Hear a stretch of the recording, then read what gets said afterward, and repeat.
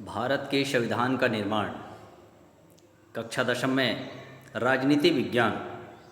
आइए चलते हैं आगे।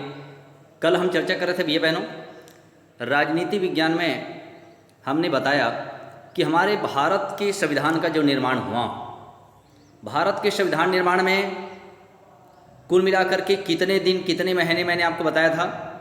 तो संविधान निर्माण में कितने साल लगे? 2 साल 11 महीने और 18 दिन का समय लगा। हमारे संविधान सभा के अध्यक्ष कौन? डॉक्टर राजेंद्र प्रसाद, इसको संविधान सभा का अध्यक्ष बनाया गया। साथ ही प्रारूप समिति के अध्यक्ष कौन? तो प्रारूप समिति के अध्यक्ष डॉक्टर भीमराव अंबेडकर को बनाया गया। तो भैया बहनों, आइए हम इस संविधान का जो निर्माण हुआ है उसमें लंबा चिंतन मनन हुआ और तब जाकर के हमारे देश का संविधान 26 जनवरी सन 1950 को लागू हुआ। तो आखिर किसी संविधान को बनाने के पीछे उसका उद्देश्य क्या होता है? आइए हम चलते हैं, इस विषय पर आगे बढ़ने का प्रयास करें जहां से मैं आपको आगे ले चलूं। भारतीय संविधान की उद्देशिका देखिएगा, भारतीय संविधान की उद्देशिका में दिए गए मूल्य व आदर्श हमारा क्या है? तो भैया बहनों, हमारा संविधान एक संक्षिप्त उद्देशिका से शुरू होता है। संक्षिप्त होने पर भी यह अत्यंत महत्वपूर्ण है। संविधान सभा के तीसरे अधिवेशन में 13 दिसंबर 1946 को पंडित जवाहरलाल नेहरू ने उद्देश्य प्रस्ताव प्रस्तुत किया, जो अंततः 26 नवंबर 1949 को पारित हुआ। 3 जनवरी 1977 को इसका संशोधन किया गया, जिसमें कुछ महत्वपूर्ण विचार को और भी जोड़ा गया। भैया बहनों, संशोधन का मतलब क्या? परिवर्तन। तो मैंने आपको बताया कि हमारे देश का संविधान इतना कठोर नहीं है और इसका मतलब इतना लचीला भी नहीं है। तो कैसा है? हमारे देश के संविधान को लगभग 55-60 देशों के संविधान का मूल्यांकन करने के बाद हमारे देश के संविधान को लागू किया गया है, बनाया गया है। तो आइए, संविधान की उद्देशिका, आखिर उद्देश्य क्या है? हमारे देश का जो संविधान बना है उसका उद्देश्य क्या है? उनकी मूल बातें क्या है? हर आदमी को अपने जीवन में उद्देश्य निर्धारित करना चाहिए और जो मनुष्य उद्देश्य बनाता है, जो लक्ष्य बनाता है, वो अपने लक्ष्य तक पहुंचता भी है। तो भैया बहनों, संविधान की उद्देशिका में यहाँ पर शब्दों पर मैं आप सभी का ध्यान चाहूँगा।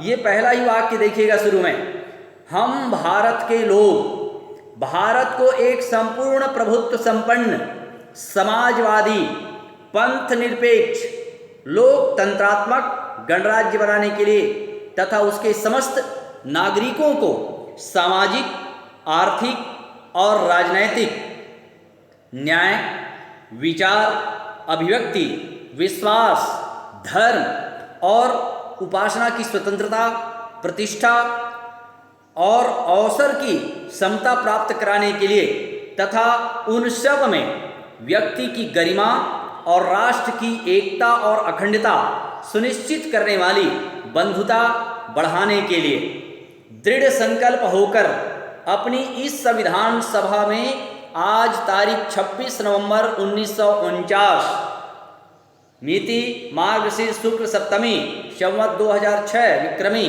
को एतद् द्वारा इस संविधान को अंगीकृत, अधिनियमित और आत्मार्पित करते हैं। तो भैया बहनों, थोड़ा शब्दों पर मैं आपका ध्यान चाहूँगा। हम भारत के लोग, हमारे संविधान का उद्देश्य किसके लिए है? संविधान किसके लिए? तो ये कहता है हम भारत के लोग। तो विचार करिए, हम भारत के लोग में कोई वर्ग छूटेगा क्या? चाहे वो बूढ़ा हो, जवान हो, महिला हो, पुरुष हो, चाहे वो बच्चे हों, चाहे वो किसी भी जाति धर्म का हो, मगर वो क्या है?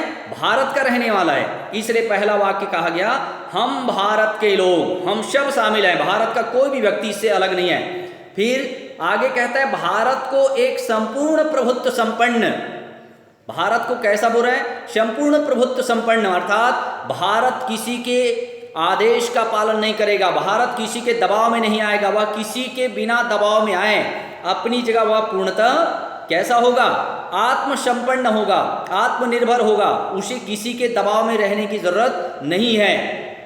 फिर समाजवादी बोले हमारे देश में कई धर्म जाति के मानने वाले लोग हैं, सभी समाज को बराबर प्राथमिकता दी जाएगी, चाहे वह कोई भी पंथ का मानने वाला हो, वह किसी भी ईश्वर को, किसी भी भगवान को जिस रूप में पूजना चाहता है, मानना चाहता है, उसके लिए दबाव नहीं होगा। फिर लोकतंत्रात्मक गणराज्य, लोकतंत्र मैंने पहले बताया, बोले हमारे यहाँ जनता का, जनता के लिए, जनता के द्वारा शासन होगा। गणराज्य, गण माने लोग, राज्य माने शासन, लोगों का शासन होगा। इनको बनाने के लिए तथा उसके समस्त नागरिकों को सामाजिक, आर्थिक और राजनैतिक न्याय, हमारे देश में कोई भी व्यक्ति किसी भी समाज का हो उसके साथ भेदभाव नहीं किया जाएगा। फिर आर्थिक, वह धन संपत्ति रखने के लिए उनको आज़ादी दी गई है, वह पैसा कमाने के लिए कोई भी कारोबार, कोई भी धंधा कर सकता है। फिर राजनैतिक न्याय, किसी भी के साथ भी सामाजिक, आर्थिक या राजनैतिक सबको बराबर का न्याय मिलेगा। भारत का कोई भी व्यक्ति अगर राजनीतिक दृष्टि से कोई कार्य करना चाहता है तो उसे भी राजनीति करने का अधिकार है। फिर विचार, हर व्यक्ति को अपने विचार को व्यक्त करने की अभिव्यक्ति, अपने विचार को अभिव्यक्त करने का अधिकार है। विश्वास, वह जिस पर चाहे विश्वास कर सकता है, उसके लिए कोई बाध्य नहीं करेगा।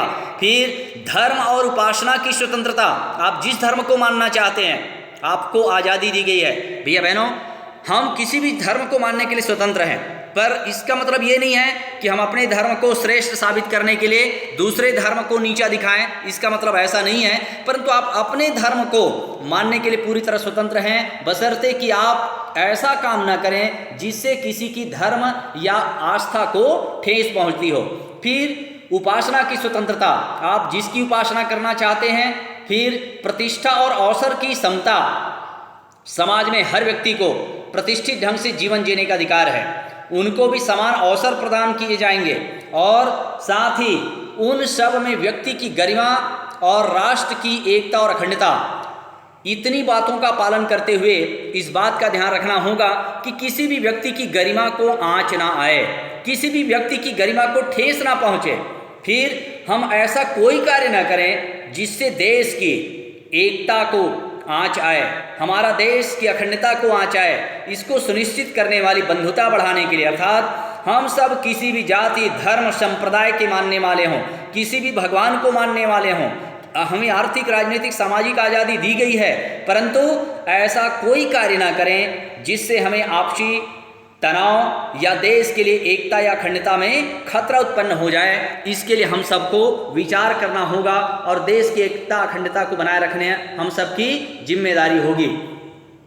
इस उद्देशिका के महत्व पर टिप्पणी करते हुए पंडित जवाहरलाल नेहरू ने कहा था, प्रस्ताव होते हुए भी यह प्रस्ताव से बहुत अधिक है। यह एक घोषणा पत्र है, यह एक दृढ़ निश्चय है, यह एक प्रतिज्ञा है और दायित्व के साथ यह विश्वास है कि एक व्रत है। अर्थात यह जो हमारे देश का जो संविधान बनाया गया है, यह यहाँ के भारतीयों के स्वप्न का भारत होगा। जो हमने स्वप्न देखा उसके अनुकूल किसी भी जाति, धर्म का भेदभाव नहीं होगा और इसके आधार पर हम अपने संविधान का निर्माण करेंगे। फिर मूल्य एवं आदर्श क्या होगा, तो इसमें कहा गया कि हमारे देश में भारतीय पुनर्जागरण, स्वदेशी आंदोलन, असहयोग आंदोलन, सविनय अवज्ञा आंदोलन, जंगल सत्याग्रह, भारत छोड़ो आंदोलन और मजदूरों व किसानों के आंदोलन, महिला अधिकार, इन सभी चीज़ों को हमारे संविधान में बराबर का दर्जा दिया गया। उन सभी बातों का विशेष ध्यान रखा गया ताकि इसमें किसी भी जाति, धर्म या संप्रदाय का व्यक्ति इस संविधान के दायरे से बाहर ना जाए और किसी का अपमान ना हो। भैया बहनों, इसके साथ साथ हम और आगे जरा देखते हैं कि हमारे देश के संविधान में और भी महत्वपूर्ण बातें जो कही गई, उसमें क्या कहा गया कि गरिमा के साथ हर व्यक्ति को इस देश में रहने और जीने का अधिकार होगा। एक बहुत महत्वपूर्ण शब्द उसमें पहला वाक्य देखिएगा, हम भारत के लोग इस संविधान को अंगीकृत, अधिनियमित और आत्मार्पित करते हैं। तो अंगीकृत करना माने क्या? मान्यता देना। अधिनियमित करना माने क्या? कानून का स्वरूप देना। फिर क्या कहता है? आत्मार्पित, अपने आप को देना।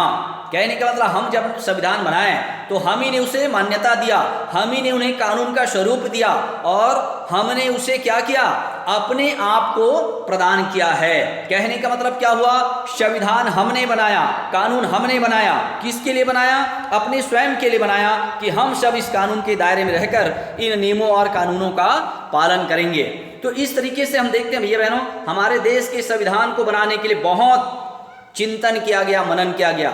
डॉक्टर अंबेडकर के शब्दों में कहें तो प्रस्तावना यह स्पष्ट कर देती है कि इस संविधान का आधार जनता है। इसमें निहित प्राधिकार और प्रभुत्व सब जनता से प्राप्त हुए हैं। जनता ही इसे अधिनियमित, अंगीकृत व आत्मार्पित करती है। मैंने अभी आपको बताया, अंगीकृत करना माने मान्यता देना। किसने दिया? यहाँ की जनता ने दिया। अधिनियमित, कानून का स्वरूप देना। किसने दिया? यहाँ की जनता ने दिया। आत्मार्पित, किसको दिया? अपने आप को दिया। इस प्रकार से हमारे देश के संविधान को बनाया गया। भैया बहनों, प्रभुत्व संपन्न या किसी बाह्य शक्ति, जैसे कोई दूसरे देश से स्वतंत्र व सर्वोच्च शक्ति है, हमें बाहरी देश की आज्ञा का पालन नहीं करना है। हम अपने देश के मामले में अपने देश के अंदर कोई भी निर्णय लेने के लिए पूर्णतः स्वतंत्र होंगे।